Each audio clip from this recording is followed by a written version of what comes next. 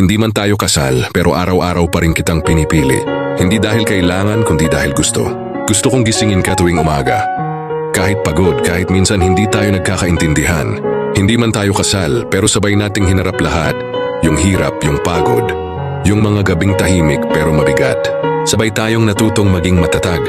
Hindi lang bilang magpartner, kundi bilang magulang, bilang magkaibigan, bilang dalawang taong piniling manatili kahit mahirap. Wala tayong seremonya, wala tayong singsing, pero meron tayong mga alaala, mga tawanan sa gitna ng pagod, mga yakap sa gitna ng lungkot, mga planong kahit di sigurado, sabay pa rin nating tinatahak. Hindi man tayo kasal pero ikaw ang tahanan ko, yung braso mo, yung pahinga ko, yung boses mo, yung ginhawa sa magulong mundo. Ay alam mo mahal, hindi ko kailangan ng papeles para patunayan kung gaano kita kamahal.